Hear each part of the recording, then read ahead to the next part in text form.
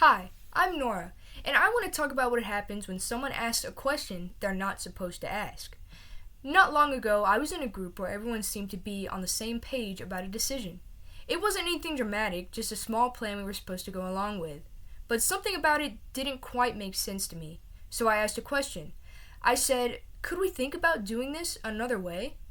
It was an honest question, not meant to challenge anyone, but the mood changed.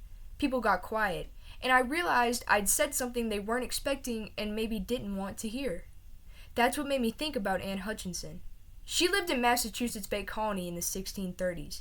She was a midwife and a mother of 15. She also had strong beliefs about her faith.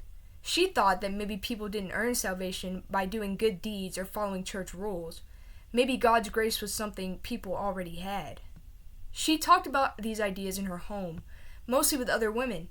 She didn't start a rebellion. She didn't try to become a leader. She was just sharing what she believed. But to the leaders of her colony, this was a big threat. They put her on trial. They said she was challenging authority, and honestly, she was. But not in a violent or dangerous way. She was just saying what she thought was true.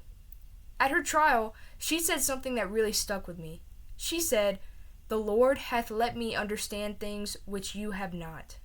To say that in a room full of powerful men who were accusing her of heresy takes a lot of courage.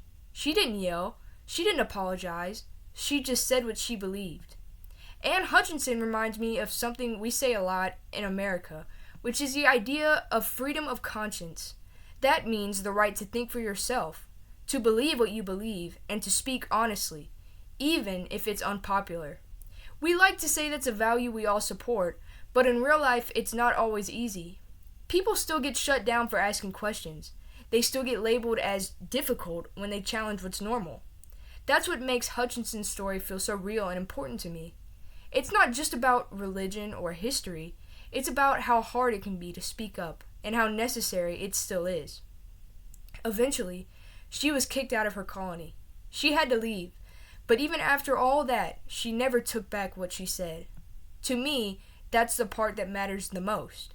She stuck with her voice. She followed her conscience, and that's something I think we all can learn from. Because freedom of conscience isn't just something we're given, it's something we practice. It shows up in small ways, like when we choose to speak honestly, even if it's uncomfortable. So if you ever feel that moment where something feels off and you're thinking, should I say something? I hope you will. Because that's how change starts. Not always with a big speech or a protest. Sometimes it starts with one question. Thank you.